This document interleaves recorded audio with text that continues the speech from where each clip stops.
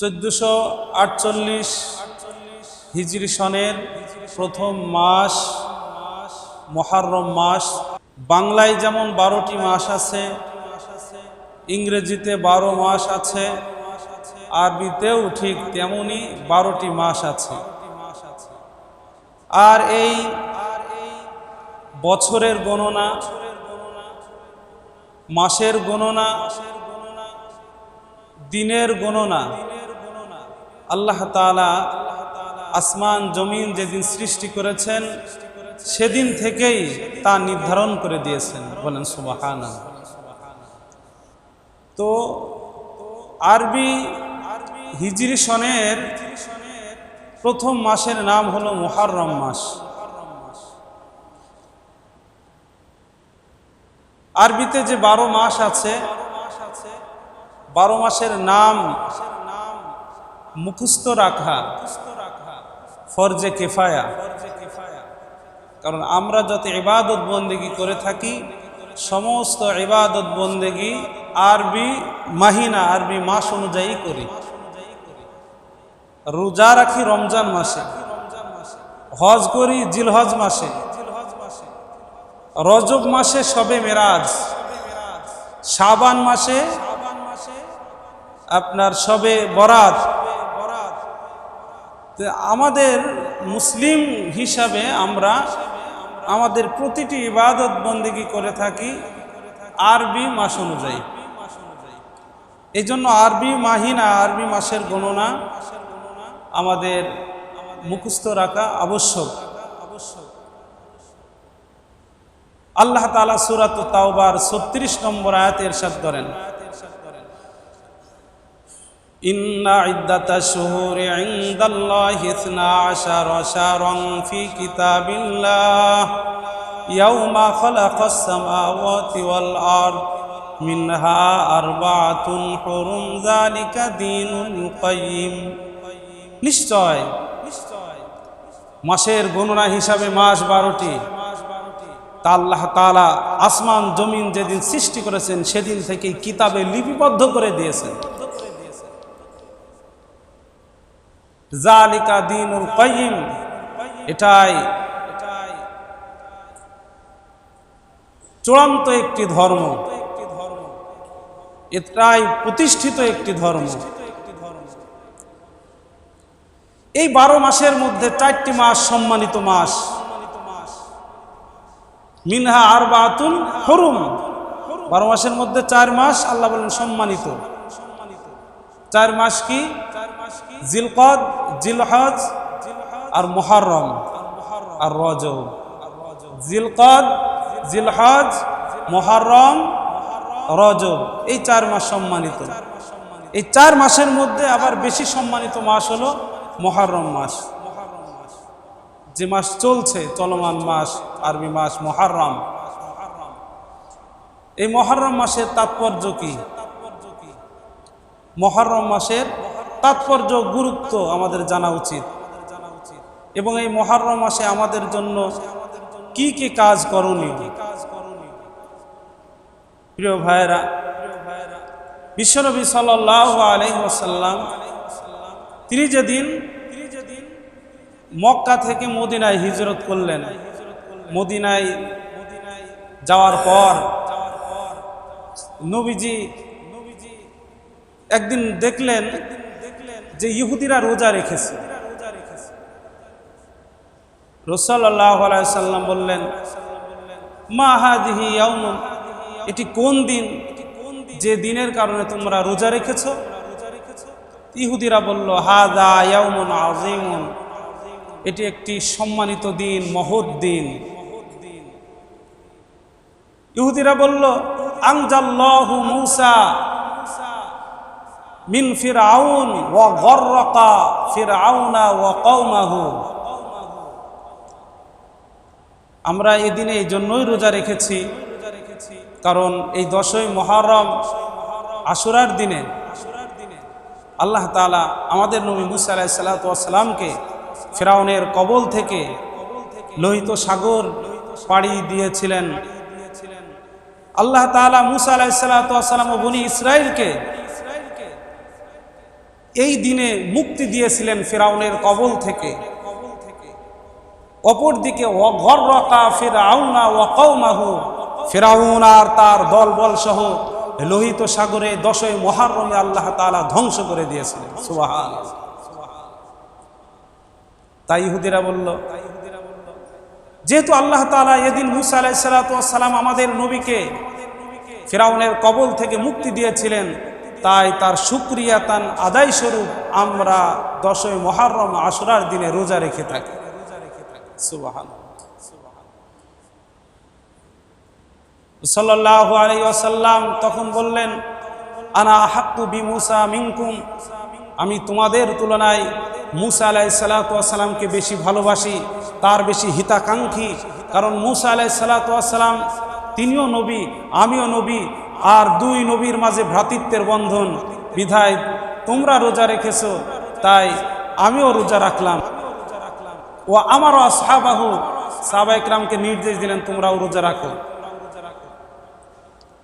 তাহলে এই মুহররম মাস আমাদের জন্য একটি স্মরণীয় মাস। মুসলমানদের বিজয় এই মুহররম মাসেই অর্জিত হয়েছে। বনি ইসরাইল যারা মুসা নবীর উম্মত ছিল, মুসা আলাইহিস সালাতু ওয়াস সালাম বনি ইসরাইলদের নিয়ে রাতের বেলায় বের হয়েছেন। মিশরে থাকা যাবে না, কারণ মিশরের তৎকালীন যে রাজা ছিল সে ছিল ফিরআউন। আর ফিরআউনের জুলুম অত্যাচারের হিস্টোরি আমাদের জানা আছে। তখন বনি ইসরাইলদের উপর ফিরআউন অত্যাধিক নির্যাতন চালাইতে লাগলো। মুসা আলাইহিস সালাতু ওয়াস সালাম দল বল নিয়ে ফিরআউনের থেকে মুক্তি পাওয়ার জন্য রাতের আধারে বের হলেন, হাজার হাজার বনি ইসরাইল নিয়ে বের হয়েছে। লোহিত সাগরের সামনে চলে এসেছে। ওদিকে ফিরআউন খবর পেয়েছে মুসা তার দলবল নিয়ে মিশর পরিত্যাগ করার জন্য রওনা দিয়েছে। ফিরআউন তার সৈন্যবাহিনী নিয়ে মুসা আলাইহিস সালাতু ওয়াস সালামের পিছু ধাওয়া করেছে। মুসা আলাইহিস সালাতু ওয়াস সালাম বনি ইসরাইল নিয়ে সামনে লোহিত সাগর, পিছনে ফিরআউন বাহিনী। যখন এই পরিস্থিতি, তখন মুসা আলাইহিস সালাতু ওয়াস সালামের বাহিনী বনি ইসরাইলরা মুসা নবীকে বললেন, মুসা ইন্না লা মুদরাকুন, আমরা তো ধরা খেয়ে গেলাম, আমরা তো ধরা খেয়ে গেলাম। সামনে লোহিত সাগর, যদি যাই ইঁদুরের মতন ডুবে ডুবে মরব, পিছনে যদি ফিরে যাই ফিরআউনের বাহিনীর হাতে কচু কাটা হব, আমরা কত হব, কতল করবে। আল্লাহ তাআলা সে কথাটি রেকর্ড করে কোরআনের মধ্যে উল্লেখ করে দিয়েছেন। ফালাম্মা তারাল জামআন ক্বালা আসহাবু মূসা, যখন পিছনে মুসা আলাইহিস সালাতু ওয়াস সালামের বনি ইসরাইল বাহিনী দেখলো ফিরআউন, সামনে লোহিত সাগর, তখন ফিরআউনের গর্জনা তর্জন দেখে বনি ইসরাইলরা ভয় পেয়ে গেল। এক পর্যায়ে মুসা আলাইহিস সালাতু ওয়াস সালামের কওম বনি ইসরাইলরা মুসা নবীকে বলে উঠল, ক্বালা আসহাবু মূসা ইন্না লামুদরাকুন। হযরত মুসা আলাইহিস সালাতু ওয়াস সালামকে বলল, ও মুসা, আমরা তো ধরা খেয়ে গেলাম, সামনে লোহিত সাগর, পিছনে ফিরআউন বাহিনী, যদি সাগরের মধ্যে নেমে পড়ি তাহলে ডুবে মারা যাব, আর পিছনে যদি ফিরে যাই তাহলে ফিরআউন বাহিনীর হাতে কচু কাটা হব, আমরা তো ধরা পেয়ে গেলাম। আল্লাহ পাকের পয়গম্বর মুসা আলাইহিস সালাতু ওয়াস সালাম যারা নবী হন, যারা পয়গম্বর হন, তাদের ঈমানের পাওয়ার সব থেকে বেশি হয়, যার কারণে মহা বিপদের সময় তারা বিচলিত হয় না, পিছপাও হয় না। মূসা আলাইহিস সালাতু ওয়াস সালাম তিনি বলে উঠলেন, কাল্লা ইন্না মাইয়া রব্বি সায়াহদিন, কখনোই নয়, নিশ্চয় আমার সাথে আমার রব আছেন। আল্লাহু আকবার বলেন, আল্লাহু আকবার। প্রিয় ভাইরা আমার, মূসা নবী তিনি বলে উঠলেন, কখনোই নয়, আমার সাথে আমার রব আছেন। ইন্না রব্বি সায়াহদিন, আমার রব আমাকে অতি সত্বর একটা পথ দেখায় দিবেন। আল্লাহ তাআলা আয়াত নাযিল করলেন, ফাআউহাইনা ইলা মূসা আনিযরিব বিআসাকাল বাহর ফানফালাকা কুল্লু ফিরকিন কাত্তাউদিল আযীম। আল্লাহ তাআলা মূসা নবীকে বললেন, মূসা তোমার হাতে যে লাঠি আছে তুমি লাঠি দ্বারা আঘাত করো। ইদরিব বিআসাকাল বাহর, মূসা তুমি লাঠি দ্বারা সাগরে আঘাত করো। মূসা নবী সাগরে আঘাত করতে দেরি হয়েছে, 12টি রাস্তা আল্লাহ তাআলা বানাইতে দেরি করেন না।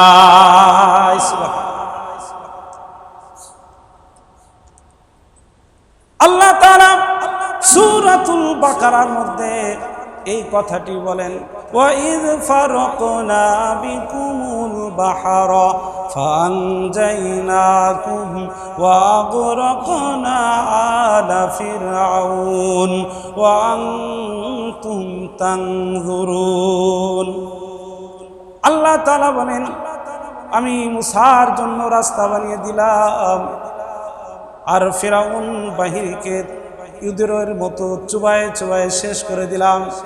আল্লাহ বনি ইসরাইলদের লক্ষ্য করে বলেন, বনি ইসরাইলেরা, এই দৃশ্য তোমরা লোহিত সাগর পার হয়ে গিয়ে সব নিজ চোখে তাকিয়ে তাকিয়ে দেখছিলা। যারা ঈমানদার তাদের উপর আল্লাহ তাআলার রহমত থাকে, তারা হলো আল্লাহর বন্ধু। আর পৃথিবীতে যত বেঈমান আছে, যত নাফরমান আছে, তাদের সাথে আল্লাহর কোনো সম্পর্ক নাই, তারা আল্লাহর বন্ধু না।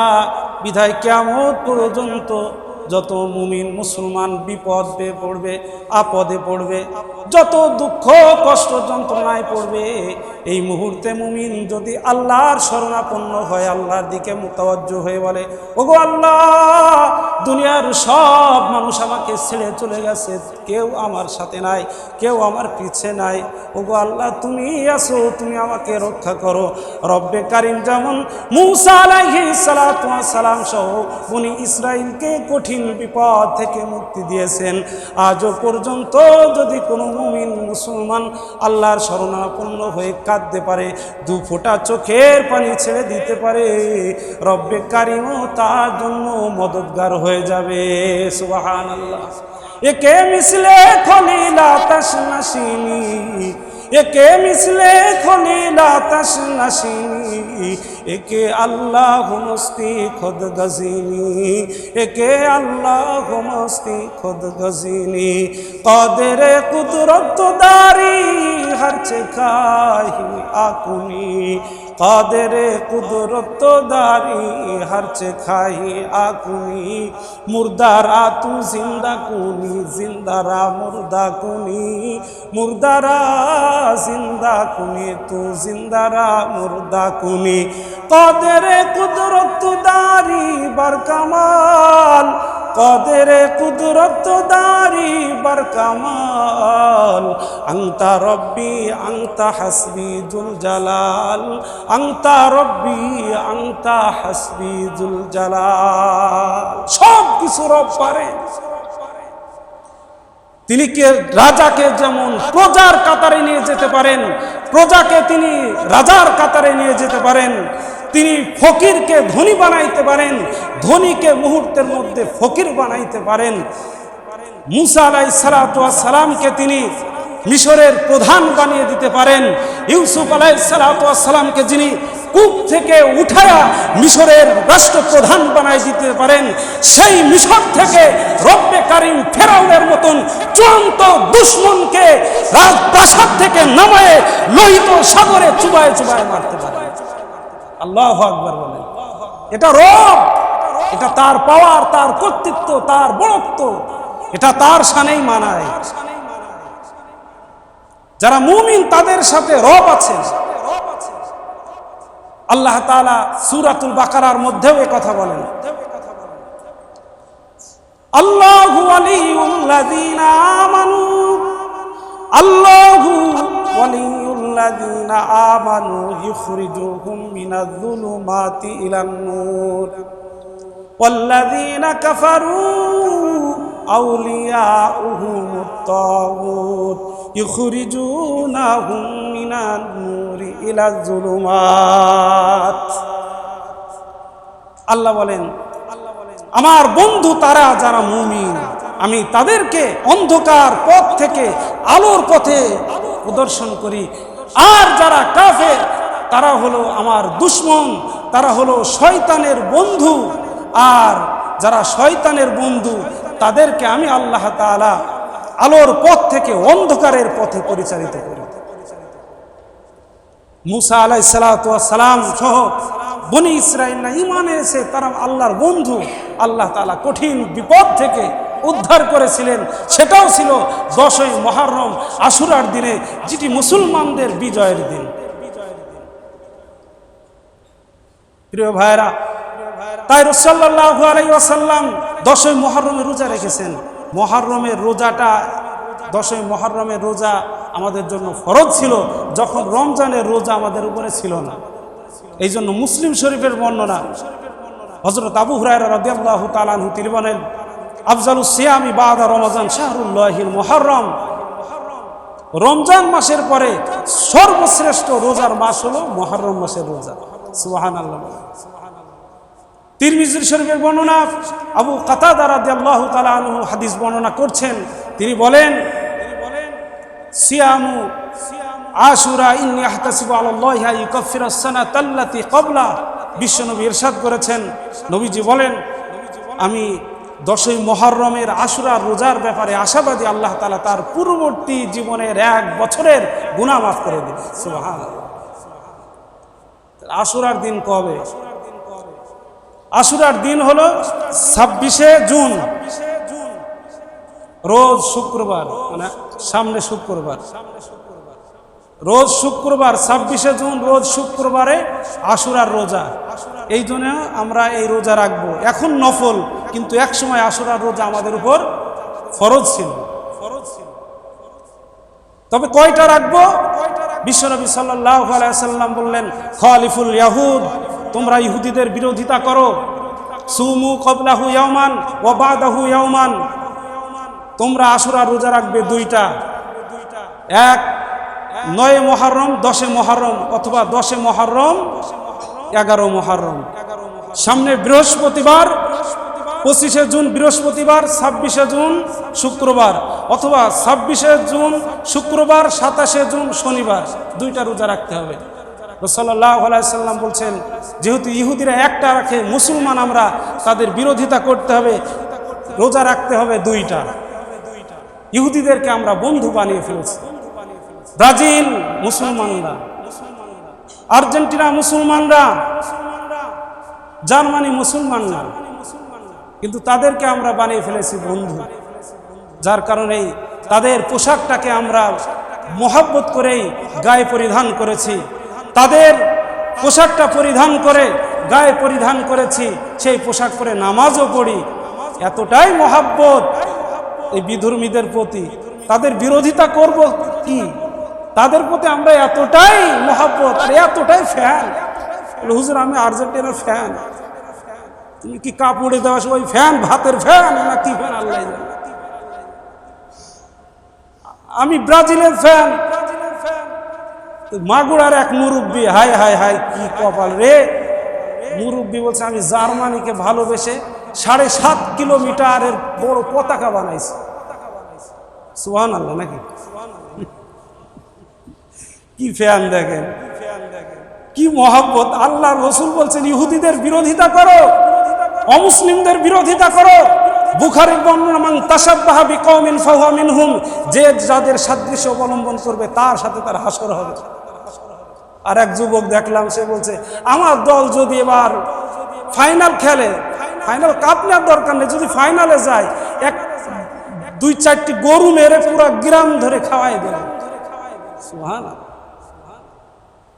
কি ফ্যান! আরে খেলা একটা আনন্দদায়ক জিনিস, সেটাকে কেন্দ্র করে এত ফ্যান তো হওয়ার দরকার নাই। সেটাকে ঘিরে তো এত আমোদ প্রমোদের দরকার নাই। প্রিয় ভাইরা, এই জন্য রোজা রাখতে হবে কয়টা বললাম? 2টা।